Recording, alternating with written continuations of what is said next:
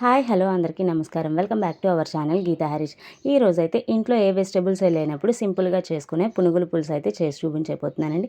ఈ రెసిపీ కోసం మనకు మెయిన్గా కావాల్సినవి కొంచెం మినప్పప్పు, అలాగే 2 ఆనియన్స్ ఉంటే సరిపోతుందండి. రిమైనింగ్ అన్నీ మనకి ఇంట్లో ఉండేవి.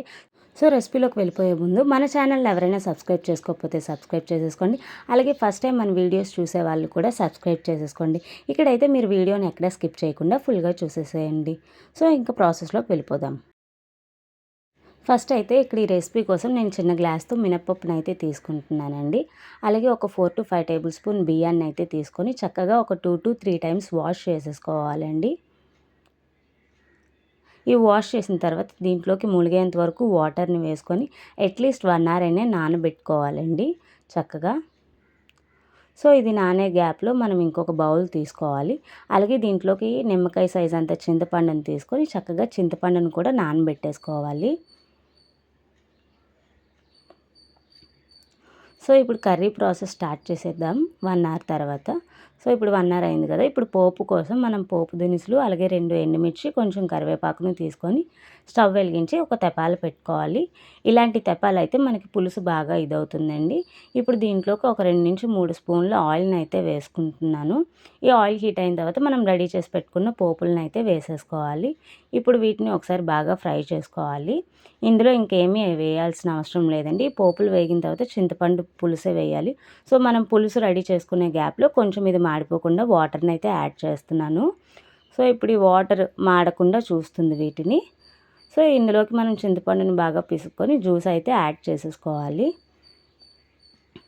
సో చింతపండు జ్యూస్ యాడ్ చేసుకున్న తర్వాత మనకి ఎంత పులుసు కావాలో అంత వాటర్ని అయితే యాడ్ చేసుకొని మనం పులుపుని అడ్జస్ట్ చేసుకోవాలండి.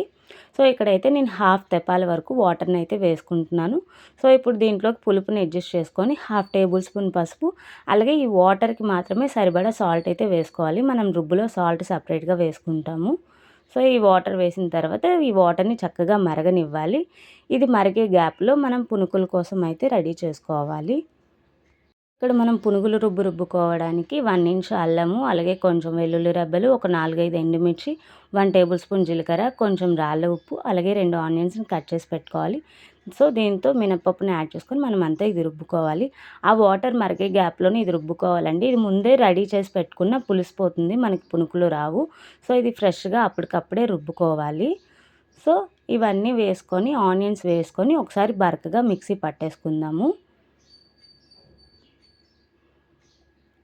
సో దీన్ని ఒకసారి ఇలా బ్లెండ్ చేసేసుకోవాలి. ఇప్పుడు దీంట్లోకి మనమైతే మినపప్పుని యాడ్ చేసేసుకుందాము. ఇలా మినపప్పు యాడ్ చేసిన తర్వాత దీంట్లోకి మనం ఎక్కడ వాటర్ని అయితే యూస్ చేయకూడదండి. ఎందుకంటే మనకి ఆనియన్స్, సాల్ట్ అన్నిట్లోంచి కొంచెం కొంచెం వాటర్ ఉంటుంది కదా. సో దీన్ని ఇలా కలుపుకోవాలి. వాటర్ ఎక్కడ వేయకుండా గట్టిగానే రుబ్బుకోవాలి. దీన్ని గారెలు రుబ్బు కన్సిస్టెన్సీలో గట్టిగా రుబ్బుకోవాలండి. సో ఇది రెడీ అయిపోయింది కదా. ఇక్కడ వాటర్ చూస్తే ఇక్కడ వాటర్ కూడా చక్కగా బాయిల్ అయిపోయింది. ఇప్పుడు దీంట్లో సాల్ట్, పులుపు అంతా కూడా ఒకసారి చెక్ చేసుకొని మనమైతే ఈ రుబ్బుని చిన్న పునుగుల్లా వేసుకోవాలి. పునుగులు చిన్నవైనా పెద్దవైనా పర్లేదు, కానీ అన్నీ ఒకే సైజు ఉండాలండి. అప్పుడే ఈవెన్గా అవి ఉడుకుతాయి అన్నమాట.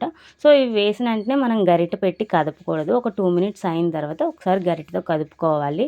ఈ వాటర్ ఇలా ఉందని అవసరం లేదండి. మనకి పునుకులు ఉడికే కొద్దీ వాటర్ అనేది చిక్కబడిపోతుంది.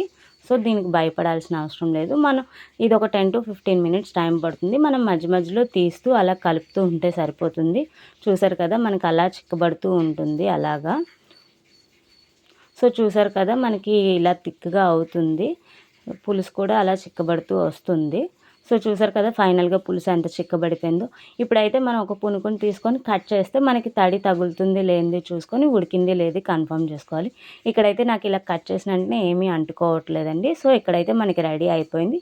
దీన్ని నేను సర్వ్ చేసేసుకుంటాను. ఒక సర్వింగ్ బౌల్ తీసుకొని చక్కగా దీన్ని సర్వ్ చేసేసుకోవడమే. చూసారు కదా ఎంత సింపుల్గా అయిపోయిందో.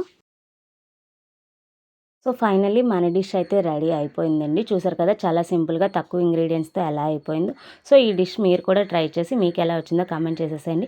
అలాగే ఈ వీడియో కనుక నచ్చినట్టయితే లైక్, షేర్, కామెంట్ చేసేసేయండి. అలాగే మరిన్ని ఇలాంటి వెజ్ రెసిపీస్ కోసం మన ఛానల్ని అయితే సబ్స్క్రైబ్ చేసేసుకోండి. ఇది ఇలా ఒత్తి నోటితో సూప్లా తినడానికి కూడా చాలా బాగుంటుందండి. ఇంకా రైస్తో అయితే చెప్పక్కర్లేదు, చాలా బాగుంటుంది. సో మీరు కూడా ట్రై చేసి ఎలా వచ్చిందో చెప్పేసేయండి. Thank you for watching.